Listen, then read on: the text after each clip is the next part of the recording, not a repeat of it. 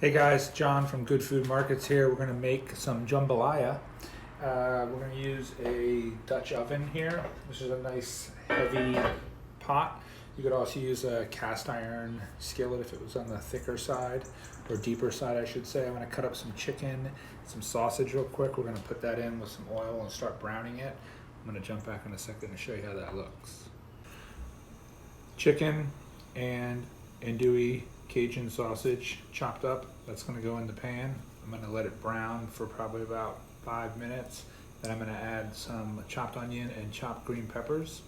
And I'm going to jump back in when I do that. Okay, we got the chicken and the sausage here. It's pretty well cooked, I think. It's not giving off a lot of color or sticking much to the bottom. Ooh, so I'm not going to worry too much about deglazing the pan right now. But if I was having issues with browning at the bottom, then I would go ahead and kind of scrape the bottom of the pan to get that up. But I also am going to add water when I do the rice.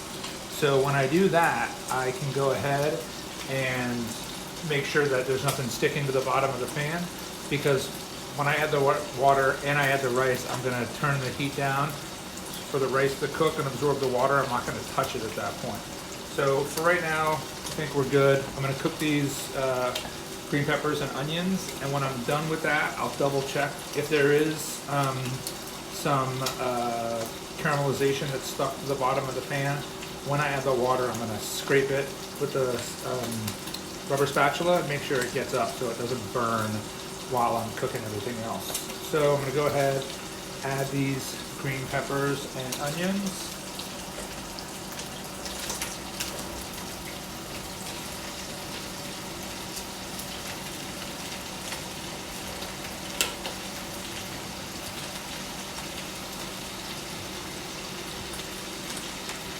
And give that a stir. And again, that's going to be probably about 5 minutes. I'm going to cook this. I'm going to let it sit for 30 seconds at a time, stir it, let it sit, stir it.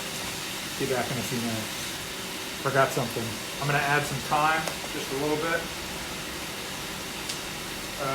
Like I have Italian seasoning in my cupboard. If I didn't have any of this, I'd probably add that. I wouldn't want to use anything too extravagant, but any kind of herb blend would be nice just to bring out some of these flavors. I'm going to add some salt and pepper, not a ton, just a nice sized pinch. That's it. I'm going to stir that in. I'll be back. So that's what we're looking at right now. We get a little bit of caramelization going on, sticking to the bottom of the pan. So like I said, when I add this water and the rice, before I add the rice, I'm going to kind of scrape around on the bottom and on the sides to get all that off of there. There's a lot of flavor in there. It'll also make cleanup easier at the end. All right, we're ready to add the water. I also have some fire roasted diced tomatoes. I could have put tomato paste, tomato sauce, chopped tomatoes, or nothing. I don't have to put tomatoes at all. But I'm going to put some of these in because they were in my cupboard. So I'm going to add that. And then I'm going to add the water, and I do have a good bit of coloring at the bottom of the pan now. So I'm going to go ahead and use this spatula to 2 cups of water, 1 cup of rice. I'm going to use this spatula to bring all that up. And it's called deglazing the pan. It's kind of classic technique, really simple, but all of it just comes right off with the moisture from the water and bringing a lot of flavor out, but like I said, it makes it easier to clean up at the end as well. I'm not going to have a burning situation. So got all this in here. I'm going to add the rice. I'm going to give the rice a nice stir. Make sure everything's mixed through nicely. And once I'm done with that, I'm going to turn this heat down to a low heat. I'm going to cover this up. I'm going to wait 20 minutes, and then we're going to eat. Well, I'm going to eat. If if you're making it along with me, I guess you're going to eat too, but I'm going to chop some scallions, put it in a bowl, add some of that on top, be good to go. Let's see how this turns out. Alright guys, it's been 20 minutes. Let's see what we got here. Oh yeah. I'm going to turn the heat off. And I'm going to check it here.